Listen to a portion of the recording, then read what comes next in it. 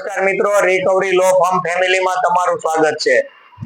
તમે કોઈ પણ પ્રકારની સિક્યોર લોન લીધેલી હોય, એમાં નોટિસનો સમય શું છે, મકાન સીલ કરી દીધું હોય, પછી તમને હેરાન કરે, પૈસા માંગે છે, એનો વિરોધ કઈ રીતે કરવાનો હોય અને કોર્ટ, આ બધા વિશે આપણે વિડીયો બનાવવાના છે। એમાં સૌથી પહેલા તમે કોઈ પણ સિક્યોર લોન લીધેલી હોય, મકાન, જમીન, ફેક્ટરી, દુકાન કે અન્ય કોઈ પણ મોર્ગેજ કરેલું હોય, તમે એમાં રેગ્યુલર હપ્તા ભરો છો।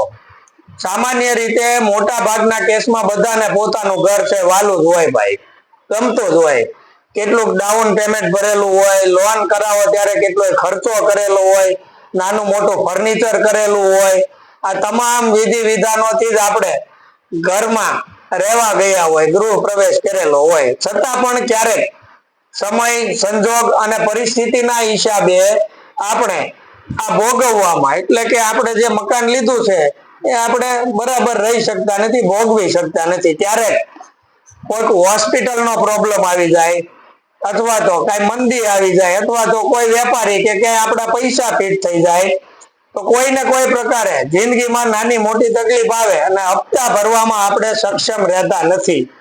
સામાન્ય રીતે એક હપ્તો, બે હપ્તા કે ત્રણ હપ્તા જેમ તેમ કરીને આપણે ભરતા હોય, ત્યારથી આપણે હપ્તા ભરવામાં આગળ પાછળ મતલબમાં તકલીફ પડતી હોય એવું લાગવા મળે।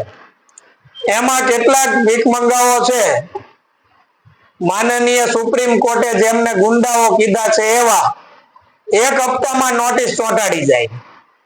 મારી પાસે કેટલા એવા બેંકના અને ફોટા છે, અને કેટલાક તો ભીખ મંગાવો બે હપ્તા બાકી હોય ત્યાં ચોંટાડવા આવી જાય, ચોંટાડીને વયા જાય છે। તો આવા ઘણા બધા ફોટા અને રેકોર્ડિંગ છે મારી પાસે, જેમાં એક બે હપ્તામાં આવા નીચ હરકત કરતા હોય એવા આ ભીખ મંગાવો ધ્યાનમાં આવે છે।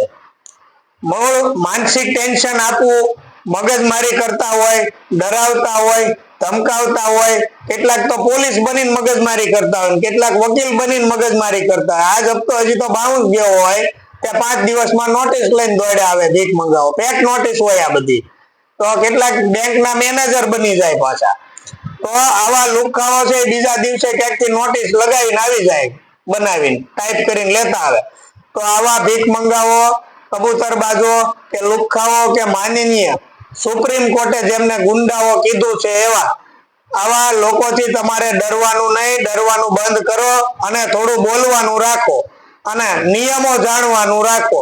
જો કાયદાઓ જાણતા હશો, નિયમો જાણતા હશો, તો જ તમને ખ્યાલ આવશે કે આમાં કઈ રીતે નોટિસ ચીપકાવાય, કઈ રીતે નોટિસ આપે, ક્યારે શું થાય, બધું તમારે જાણવું પડે, તો જ તમને ખ્યાલ આવે કે ખરેખર નિયમો શું છે સિક્યોર લોન માટેના। આગળનું આપણે બીજા વિડીયોમાં જોશું। જય હિન્દ, જય ભારત।